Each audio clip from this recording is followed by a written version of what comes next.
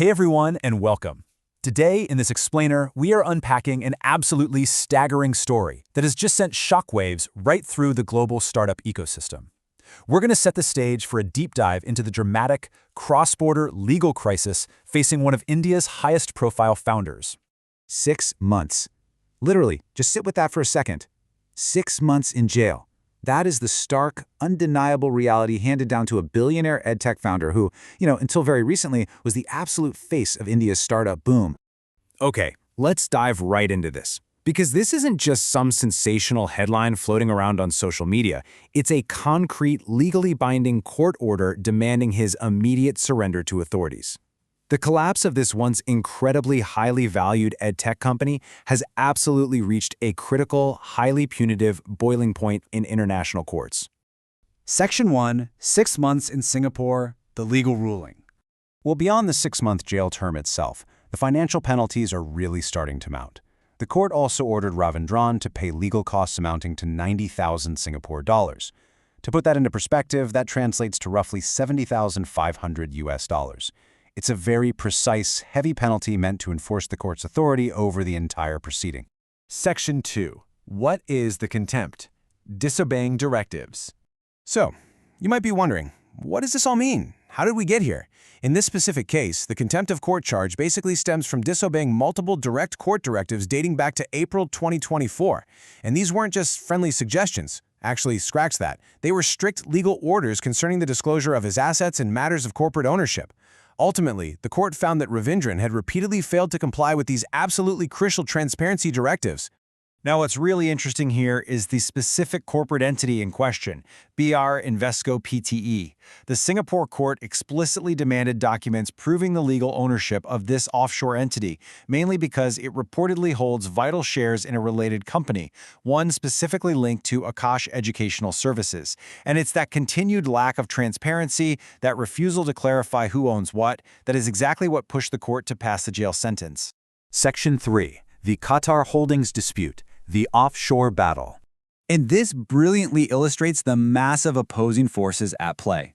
On one side, you have Qatar Holdings. They're a subsidiary of the Qatar Investment Authority, represented by the law firm Drew & Napier. They are aggressively trying to enforce a staggering $235 million Singapore arbitral award. That's essentially a legally binding financial decision made outside a traditional court. Then, on the opposing side, you have BYJU'S Investments, represented by Fervent Chambers. So this is a massive, high-stakes clash over hundreds of millions of dollars, with Qatar Holdings actively leveraging the legal system to enforce their claims. Section 4. Byju Raveendran's defense, the counter-narrative. Now it's important to note that Raveendran definitely has not stayed quiet. He released a public statement in his defense saying, "I am disappointed that the recent Singapore court matter has been pursued and reported in a manner that creates a misleading impression about me." So he's essentially characterizing the contempt order as just a procedural issue, and he actually labels the continuation of the Singapore matter as an unnecessary pressure tactic designed to force his hand. Furthermore, he claims that settlement talks with key lenders like GLAS Trust and entities linked to the Qatar Investment Authority are actually agreed in principle, with just a few remaining issues left to iron out. He is pushing back heavily against any narrative of fraud, insisting that neither he nor the other founders personally pocketed a dime of the disputed funds. Instead, he claims the money was utilized purely for legitimate business purposes.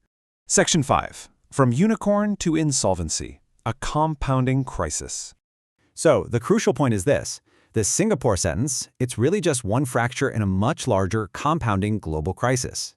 Raveendran is simultaneously facing contempt rulings in U.S. courts over a massive $1.2 billion term loan default. And back home in India, the parent company, Think and Learn, has been dragged into domestic insolvency proceedings, meaning they are legally struggling to pay their debts and facing potential restructuring or liquidation. Add to that the severe financial stress, a total valuation collapse, and widespread investor exits. This company, which was once the absolute darling of the pandemic edtech boom, has completely transformed into a stark cautionary tale of complex offshore structures and governance failures. Section 6. Like, share, and subscribe. Final thoughts. Right. I want to leave you with this final provocative question. What does this historic downfall, going from a billionaire visionary to a founder facing a 6-month jail sentence over asset disclosure, what does that actually mean for the future of India's edtech ecosystem? Like, how is this going to fundamentally alter the way high-growth startups are governed, audited, and scrutinized by global investors moving forward? We really want to know what you guys think about all this. If you found this explainer helpful in cutting through the noise and getting to the facts behind the headlines, please hit that like button, share it with anyone who's into business or startups, and subscribe to the channel. Seriously, leave a comment down below with your thoughts on this whole saga. Do you think the company can somehow pull off a recovery, or is this the final chapter? Thank you so much for learning with me today, and I'll catch you in the next explainer.